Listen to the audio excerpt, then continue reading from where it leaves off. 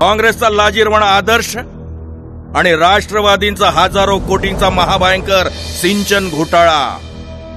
तेरी भी चूप मेरी भी चूप असा हा सरकारी प्रकार. वृत्त माध्यमांनी आणि भारतीय जनता पक्षाने या महाघोटाळ्यांचा पर्दाफाश केला. त्या विरोधात आवाज बुलंद केला. आधी राज्य सरकार म्हणत होतं की घोटाळे झालेच नाहीत, पण रेटा वाढला म्हणून चौकशी समित्या नेमणं भाग पडलं. समित्यांचे अहवाल आले तर ते विधानसभेत मांडण्यास प्रचंड टाळाटाळ केली. पुन्हा जनतेचा रेटा आला.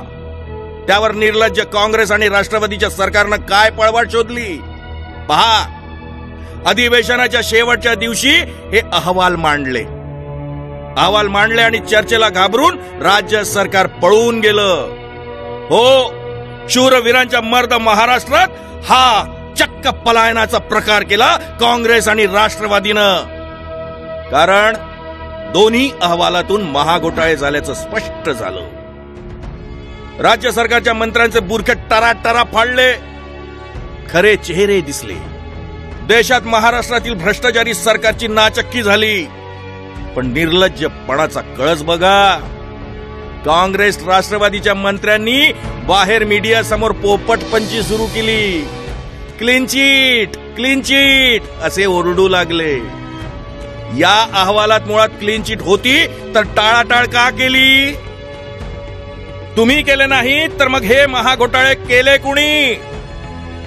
तुमच्या सरकारी चौकशीनं तुम्ही दोषी असल्याचं का म्हटलं? या चौकशींचे अहवाल मांडण्यासाठी तुम्ही शेवटच्या दिवसांचा मुहूर्त का शोधला? या अहवालांच्या निर्देशानुसार आपल्या मंत्र्यांवर कारवाई का केली नाही? काँग्रेस राष्ट्रवादीच्या चोरांनो, तुमच्या घाणेरड्या भ्रष्टाचारानं महाराष्ट्राची मान खाली गेली आहे. आता जबाब द्या.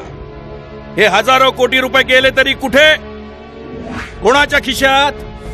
बोला, जबाब द्या. मतदार राजा, आता तूच सांग, या काँग्रेस राष्ट्रवादीचं काय करायचं? उज्ज्वल महाराष्ट्राचं चिंतन, म्हणूनच परिवर्तन.